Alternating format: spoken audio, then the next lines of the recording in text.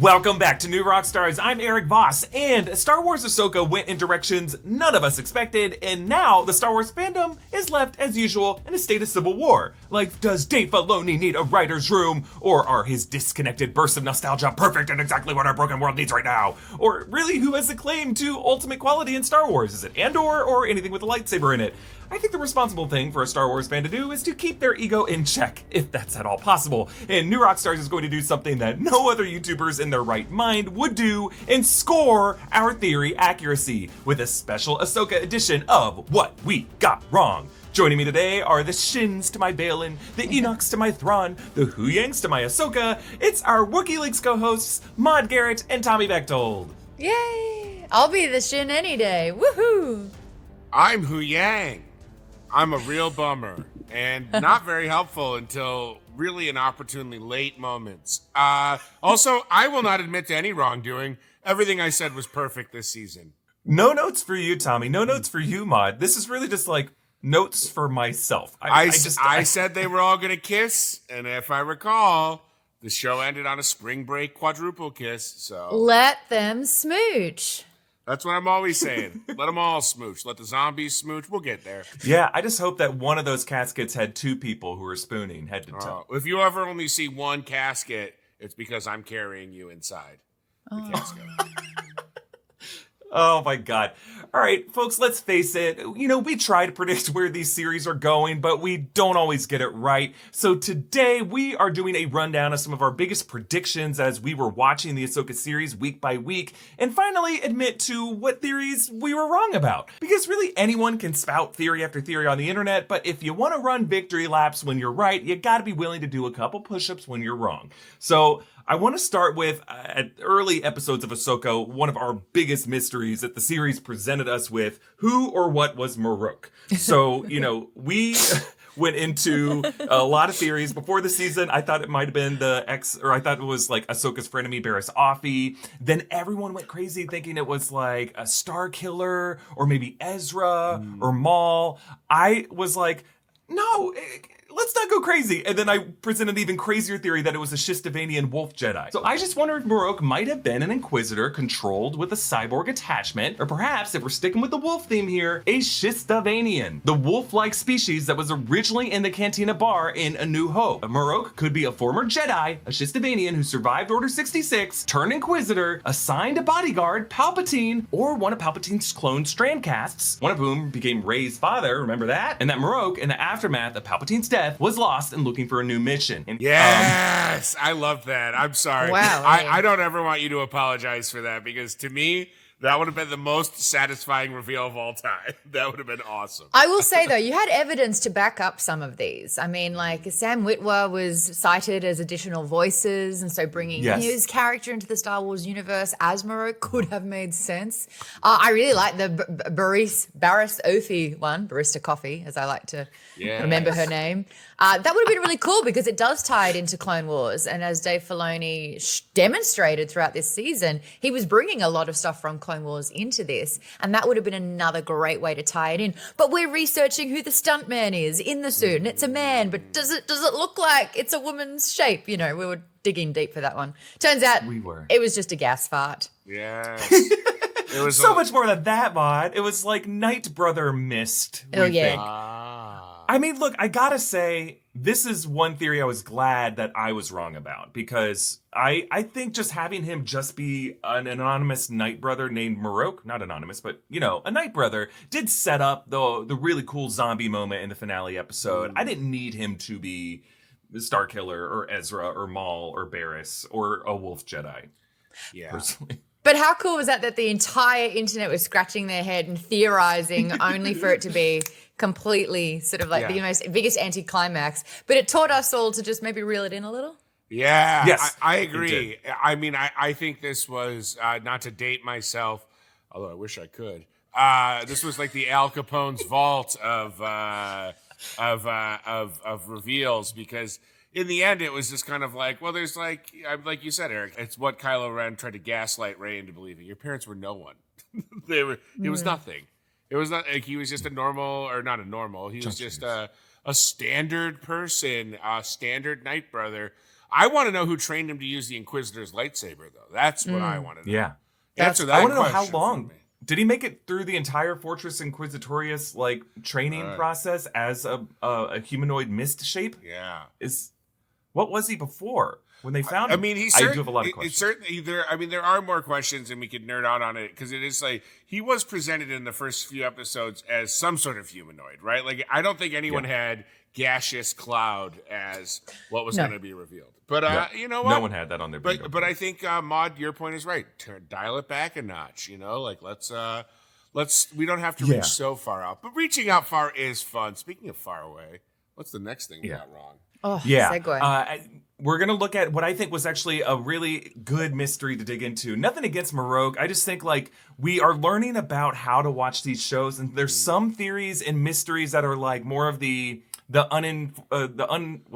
unintentional theory, the unforced errors by the writers of you remember the WandaVision aerospace engineer where it's the writers are like, no, that was just nothing. You guys turned it into something. Yeah. I think we did that with Marok, but this is a question that the show presented. The star map creators, who lives on Peridia? Right out the gate, I think, Maud, we were talking about Knights of the Old Republic and the Rakatans, which I think was a good theory, but it ended up being... the timeline of abandoned exile, you know what I mean? A lost sort of generation. But I am betting that the ancient people from a distant galaxy that Morgan refers to are the Rakatans. So the Rakata, aka the Builders, were an ancient amphibious humanoid species, the race believed to have invented hyperspace technology. As a force-sensitive race, the dark side corrupted the Rakatans and turned them into cruel warriors who enslaved every other species they came across, forming their infinite empire. The Rakatans actually came up in the Knights of the Old Republic game, which also involves star maps such as this. Yes. The show did not, at least through the dialogue, really answer this question other than just the Night Sisters. The Dathomiri came from this other galaxy. But, through the runes, and there was someone on Twitter who, translated this. I'm sorry if I'm forgetting your name, but I've shouted you out in videos before, who was able to translate the runes and talked about Kujet, which is a pull from Jedi Fallen Order. Now, I hope that did not actually get specified in the dialogue of the finale, and who knows if we hear Zepho spoken aloud outside of the Jedi Fallen Order, Jedi Survivor games ever in Star Wars live action.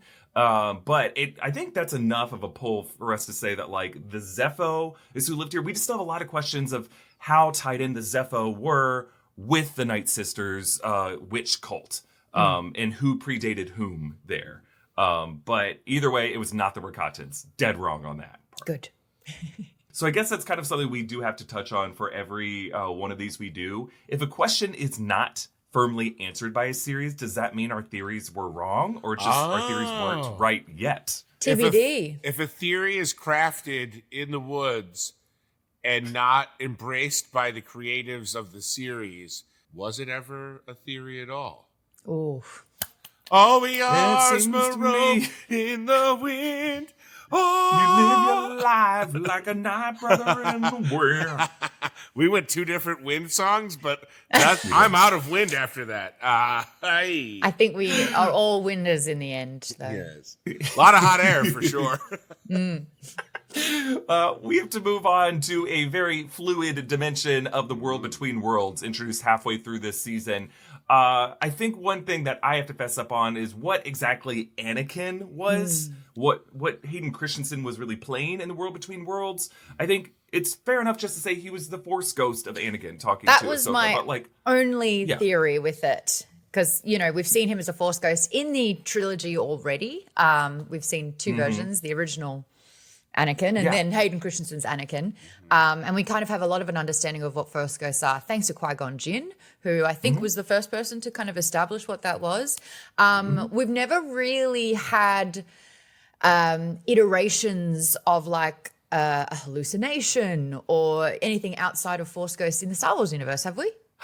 It's communicating in the head. It's use the Force, Luke, Rey heard voices in The Rise of Skywalker, and we don't know if that was just in her head. I think it was from outside her head. Yeah, and Kylo had a whole conversation with Han Solo in The Rise of Skywalker that is presumably was in his own head, right? Like, I mean, it's debatable. Yeah, because Han was not a Jedi. Han was not Force sensitive, so I don't think he could be a Force ghost. A lot of stuff happens in the Rise of Skywalker that people don't really have answers for. Yeah, but you know what we do know? Anakin is back, and he's in Pog form.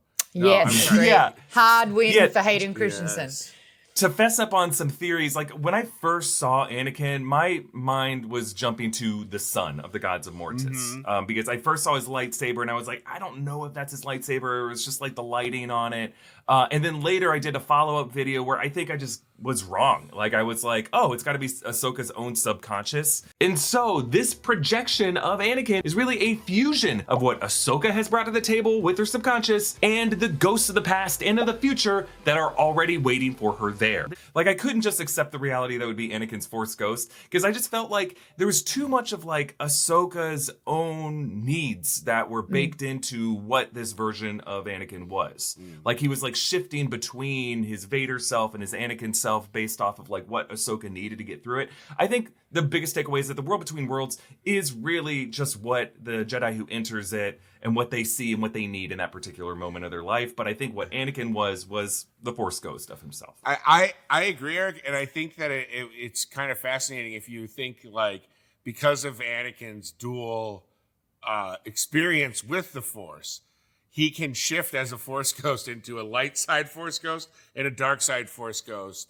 Like he can present as a Sith Force ghost, then he can present as Anakin Skywalker, Jedi Master. I that obviously hasn't been confirmed or anything, but like that's an interesting thing to play around with the Force ghost, like spectrum of like what their powers are and what they can do. Like, is there is there a chance we could get Count Dooku as a Force ghost?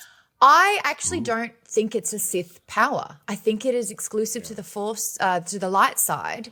It's because heaven. we've never seen a corporeal or a Force ghost of a Sith user. I think Anakin was able to flicker into Vader momentarily because he does embody both, and he is incredibly powerful. So he has trained in both the light side and he fell to the dark. But I think what they were really trying to hone in here is that Anakin died when Vader was sort of born, I guess. So they don't technically coexist. It is one, then the other. And that's why we keep getting Anakin as the Force ghost because it encompasses his light side. I do want to ask, what was the moment in those interactions that solidified it being a Force ghost? Because the one that comes to mind for me was when Anakin literally could not recall an event that was taking place through Ahsoka's memory. And that's because he literally wasn't there. He was already working with Sidious to become Vader. And so he was like, well, I wasn't here. And she's like, yeah, this is where I faced off with Maul. Like, this is like a huge part of my life. And you'd already left. And so it's like Anakin can only harness what he knows because it is his Force ghost. You're absolutely right, Maud. And I saw that and I should have just like left it at that because that's simple enough. I think that's why they put that line in there is it was meant to show that Anakin was not there for that and he couldn't see it and that ghosts can only retain the memories that they had in their waking lives. But I think there was just like the fact that he did flicker into Vader for me was like Ahsoka seeing him as Vader in that moment. Like it was her own fear as like the bad kind of mentor to Sabine that like saw that mask over him and that he as a Force ghost was like helping do that kind of kabuki for her to scare her, not scare her out of it, but just to kind of show like, hey, these fears you have are superficial, you know, like you can just defeat this Vader version of me and you'll be good to go be a good mentor to Sabine. But yeah, definitely Force ghost.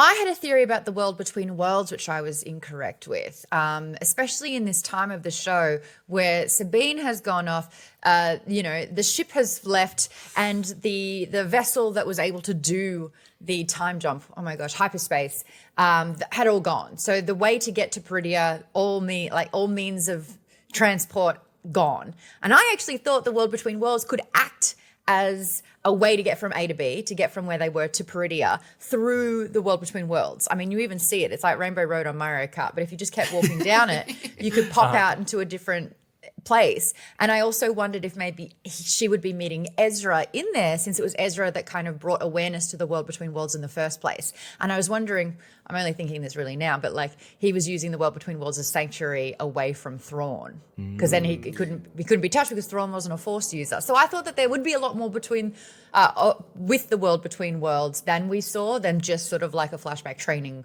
moment for Ahsoka to turn into Ahsoka the White, really. I think that's a fair assumption to make, Maud, because like in Rebels, we do see like Ahsoka comes in through a gate from Malachor, and meets Ezra in the world between worlds. He came in from Lothal. So like it should be able to be a gateway point to kind of jump through, you know. But I think Filoni's been very cautious to use the world between worlds for any kind of like physical changes to time or to space. I think. You mean as a plot device?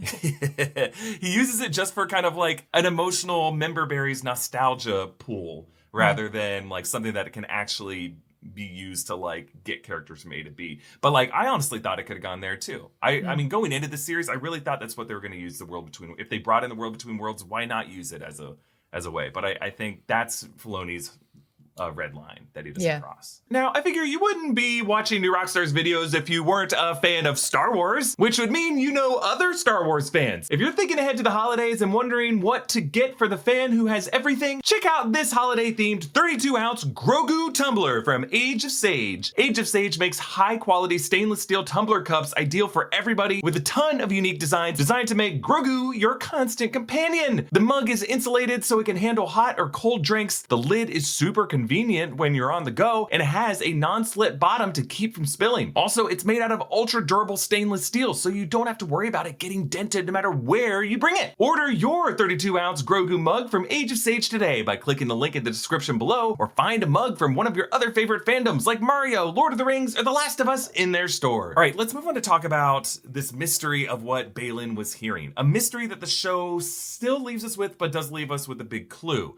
When he mentioned that to Shin, my thinking was it was going to be one of three options. I said it could be Bendu, it could be the gods of Mortis, or it could be the Wellspring priestesses. Maybe this great power is Bendu, the Force being in Rebels Season 3 that eluded Thrawn and predicted Thrawn's defeat at the arms of the Purgle. But the second suspect are the Mortis gods, whom I've talked about a lot in recent videos. They come from the Clone Wars Season 3 arc. They're kind of the three gods, the Holy Trinity of the Star Wars universe. The daughter lives on in Ahsoka, and I like the interpretation that the father could live on in Anakin's ghost. So yes, we should include the Mortis gods as possible suspects. I cited a really fun theory from Den of Nerds that talked about Abeloth, who was the mother to the three gods of Mortis from Legends material. And it ended up being something related to the gods of Mortis, right? So we were right in that regard, but I have to fess up, I thought it was going to be Bendu. Of those three, I was definitely like, it's most likely to be Bendu, because I was like, oh, Tom Baker voices him. He's a former doctor. And then we have, you know, the voice of Hu Yang, David Tennant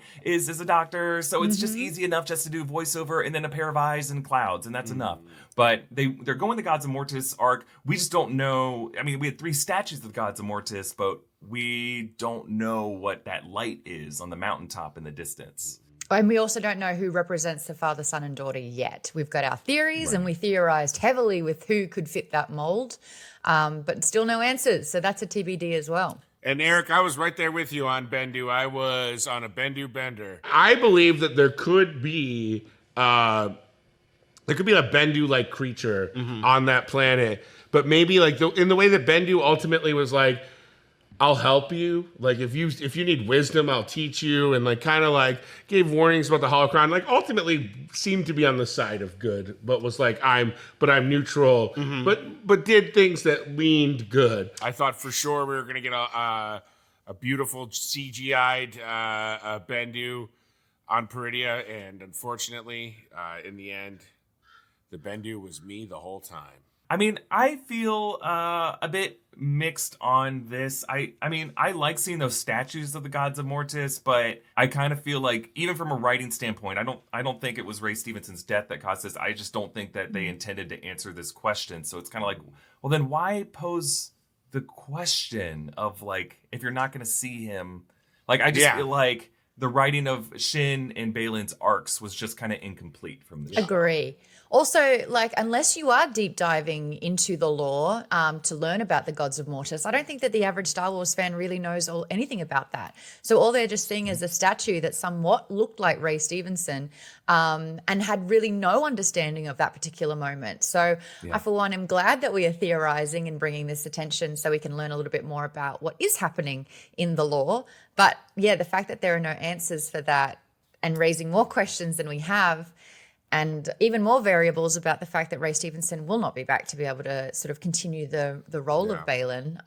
That's a really difficult one for the Star Wars fans to be left in the lurch in that particular way. I still think that the father is Anakin because he encompasses both the light and the dark. I think it's a totally good interpretation of it. Yeah. And I've got good theories for that one. Ahsoka is probably the daughter. And it's just a question of who the son is. Would the son be Shin? I kind of like the idea of linking Shin with the son because that's just where she ends up. But Baylan sent her away. If she was a part of that, then he would have been continuing his apprenticeship with her. The fact that he was like, this does not concern you. I'm going to do this on my own now. Does it mean that is he an acolyte of the gods of Mortis? We don't know. We don't know. I want to quickly fess up. I thought wolves were going to be way more important on this show. And that's really just because Dave Filoni is a wolf boy. And we had wolf imagery on the star map closing credits. Shin and Hati are named after the wolves of Norse mythology. I thought we were going to get more wolf stuff. Maybe not loath wolves, but just like some kind of resolution of why they were named wolf things. But nope, the wolves were just vibes. I actually thought they'd be loth wolves because they were the animals that actually had access to the world between worlds. So the Purgles were the ones that had access to sort of like the hyperdrive to get that far. But it was a loth wolf that could travel between worlds. So I thought that there would be like some sort of spirit guide or, you know, a Bendu-esque type sort of entity to be able to act as that. And of course, it would have been a wolf, but we didn't get that at all, did we? We got crocodile wolf dogs. We got howlers. Yes. Howlers. Which I love those howlers. They looked great. The CGI on those was awesome. I loved them. Definitely some swings and misses for our predictions for the finale. Now, I really thought for sure we were going to get at least Zeb on this show. Ezra clarifies that Zeb is training recruits, and it's our first mention of Zeb on this series. Finally, we have one more episode, and we know Lucasfilm made a live-action Zeb for that cameo in The Mandalorian, so if we don't get a reunion between Zeb and Ezra in this finale, we're gonna riot. Mandalorian got Zeb, and Ahsoka about the original Rebels crew with Zeb in it didn't get Zeb. I mean, Zeb, I think we're fair to assume. But look, I will say, the days before the finale, I was hard predicting Kanan Jarrus, Freddie Prinze Jr. was going to show up. Now, show up how? Because he's, like, as a Force ghost or in a flashback sequence? As, like, a Force ghost in kind of a world between worlds with Ezra on the Chimera and those Lothal ruins that are still on the ship. Or just his voice. I mean, look, Freddie Prinze Jr. has said several times he's done, but I just thought if they could get Hayden to come back, if they could get Liam Neeson to come back, surely they could get Freddie Prinze Jr. to come back. He did have a line of dialogue in the end of Rise of Skywalker when all the Force ghosts were like having that moment. Yeah. So he had that, but you're right. Yeah. I mean, at least he got a mention because that took about 3 or 4 episodes for his name to be said. Yes. And I was worried that was just going to be like dusted under the rug a little bit. So at least he got named. He did. He got a shout out. But man, I was like, he's gonna have his lightsaber. He's gonna hand. I know. I wanted that too, Eric. I after watching Rebels, I was like, please, come on, show me Kanan Jarrus in live action once. Yeah, just a little that bit. Chin facial hair. Yes. Yeah, just a little. Yeah. Didn't Ezra build his lightsaber though? Because you know how Kanan always had a much thinner blade. So we kind of like emulated that in honor of Kanan. Yeah. I think so. I think that's as much as we were going to get for him. Any other general predictions that we feel like we got wrong that we want to fess up to from Ahsoka? I wanted Sabine and Shin to kiss. But maybe I'll just keep that to myself. All right, okay.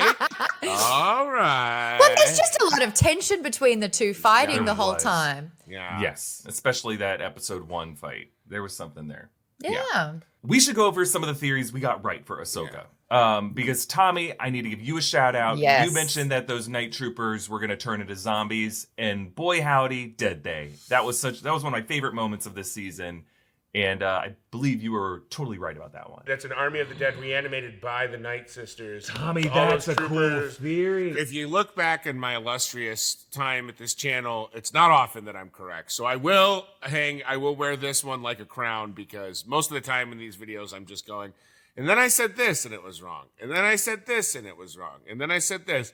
And this was the one time that I was mostly kind of right. So thank you. Pinnacle of your career. This is thank you, Marta. This is the peak of my career. Top of the mountain for me. Night troopers are zombies. I felt good about that. You guys got some stuff right too, though. Come on, let's all brag together. I think like the stuff I got right was just kind of like after the fact, me kind of making connections and analyzing stuff. That's always been where I've been better, rather than trying to predict things with theories and where it's going.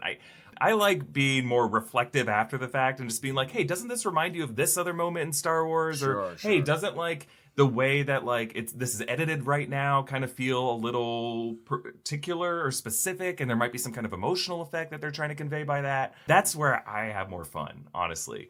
So if I was mostly right, it'd be that kind of stuff. Like, I think it was fun how I feel that, hey, I got right. I don't know if this is true, though. You do hear a leitmotif of the Attack of the Clones theme music right in the moment that you see Anakin's Force Ghost in the final shot. That song is called Across the Stars, and I just thought it was cool because this show has been the Star Wars title to take us most across the stars. Mm-hmm. And, Duel of the Fates gets like all the credit from the prequel. I mean, John Williams was like sucking dingers, I think, in the prequels, not just with Duel of the Fates, but like Across the Stars is a beautiful composition of music. And I love that they brought that in, I called the Purgle migration pattern. Yes. It's not much, but I had a David Attenborough moment. The Purgles will go across the galaxy just to get to Peridia and to die. One little Purgle seems to have lost his way. If you're quoting the Blue Planet one where the migration pattern of the whale and then the killer whales took down the calf and it only ate its tongue and it sunk to the bottom of the ocean, I don't need to be reminded about that right now. The brutality of the oceans is the only thing guaranteed as the sun sets in the Pacific. I don't think I got anything else right. You know what I got right? Doing this show with you guys. Oh, yeah. 10 out of 10. That was definitely 10 out of 10. Final thoughts on this show. It was not my favorite Star Wars title. I think of the recent Filoni ones, I think Ahsoka did more things that I loved. I definitely preferred it to The Mandalorian Season 3 and to The Book of Boba Fett. Yes. But I think I really loved Mandalorian Season 1 and Mandalorian Season 2 better. I think they were just simpler. Andor. They were more contained. And then Andor for me is at the top. I know there's a lot of debate over Andor or whatever, but I just think Andor is in a completely different class. It is, but I would say that Ahsoka captures the feel of Star Wars more than Andor did. But that's because I don't think Andor was supposed to. I think it was supposed to feel very different. And Star Wars, intrinsically to me is sort of Jedi and lightsabers and all of that. And so I think that really encapsulated sort of like what Star Wars is. And it did a good job of that. There was just a little bit of pacing issues, I think. Just like the first few episodes were slow and then it ramped it. But I really loved the finale and I thought it kicked a home run with that one. And and it's left me wanting more, which I think is a great thing for a series to do. Agreed. Yeah, I don't want to say that anything isn't Star Wars. Like, I'm just so tired of that argument online. Like, this doesn't feel like Star Wars. It's like, no. But sometimes that's a beautiful thing. Sometimes it's like, it's great to see just how far it can go and to challenge new areas. I agree. Like, I still think that Ahsoka would have been great if it had a little bit more of that horror theme sort of drip through. If you're going to have zombie night troopers, like night sisters and witches, it's like, let's really build. And it's like playing up to October, like it's all there for the means to kind of like really lean into that genre more, because I think we've got the foundation completely sorted of what Star Wars is. Now we get to explore different ways to tell the story within different genres. Right. Yeah, we did get to see for the first time something I've long dreamed of seeing: a zombie get brained with the ignition of a lightsaber. Oh, that was wonderful. Sabine's redemption. Sabine summons the lightsaber and just shoots it through the guy's head. Oh, so satisfying. I completely agree with you guys. I honestly think, looking back, they could have saved Thrawn for a season 2. Like, I love Lars Mikkelsen. I love the character of Thrawn. But they didn't really have anywhere for him to go in these couple episodes that we saw him in. And I don't He think didn't have an arc at all. He didn't get to like take over the show the way that he did Rebel Season 3 and Rebel Season 4. So I honestly think, this first season could have just been like about Ahsoka's mentorship with Sabine, her exploration of the world between worlds, the whole mystical side of Star Wars, the Night Sisters, they could be the villains, the path to Peridia. I don't think we need Thrawn yet. I think Thrawn, they made such a big promise with Thrawn in The Mandalorian Season 2, so maybe they felt like they had to deliver on it. But then it should have just been a Thrawn show, an Ahsoka versus Thrawn show, and that's it. And we don't have the whole Night Sister magic. I just think what they pulled off more effectively in the show was the Night Sister sorceries. Agree. Yeah. I kind of wish there's a little bit more Ezra outside of Thrawn. So it's like we got to have that sort of reunion and to get more of sort of the Rebels nostalgia fix and to get more character development there and then kind of bring Thrawn as a threat when things feel good together. But, speaking of Ezra, Eric, you hit a home run with something that you predicted about Ezra, didn't you? I wouldn't call this a home run, maybe a base hit. Like, I just, I think we all kind of expected that Ezra would, like, sneak aboard the Chimera and put on Stormtrooper armor at some point. But that's just something he does in, like, 60% of the episodes of Rebels, My hope is that they just pull an Ezra favorite and disguise himself with some of these dead Night Trooper armor. But you know what, Eric? I have to say, I felt like the finale was really the only episode where Ezra acted like Ezra. Yes, agreed. He finally kind of, which I guess kind of makes sense. Like if you've been like exiled to this completely different galaxy, like you probably do lose a part of your social personality. But he was messing with a droid. He was being kind of quippy. He was fun, and then he did his classic stowaway and pretend to be a stormtrooper move. So I give yourself a double at least, Eric. Fair enough. I'll get a double. Yeah, or I just got hit by the ball. I got walked, and then someone hit a triple. Then you got beamed? And then so I was someone else's RB. You got Sabined? Yeah, I think that sounds all right. Sabined. Oh, man. Look, I had so much fun talking about Ahsoka with you guys, and I just appreciate the two of you so much. You're both so insightful, so nerdy, so hilarious, and this is just great to be able to watch. My pleasure, guys. Let's do it again. Yeah, let's do it again. And thank you to all of you for hanging out with us these past several weeks. And I believe the next show we're going to be looking at is probably Andor Season 2, but we might be getting some other stuff in between, maybe an Acolyte trailer or a Skeleton Crew trailer or drop. We'll see, but we'll be here to talk about it. And we'll leave it there. If you haven't already, be sure to check out all of our Ahsoka breakdowns on the channel, all of our Ahsoka after shows on the Break Room channel. We broke down all the episodes of Rebels. And you can support us by grabbing some merch over at nerdriot.shop. Follow me at EA Voss. Follow Tommy at Tommy Bechtold. Follow Maud at Maud Garrett. And check out all the new Rockstars channels for analysis of everything you love. Thanks for watching. Bye, everybody. Bye.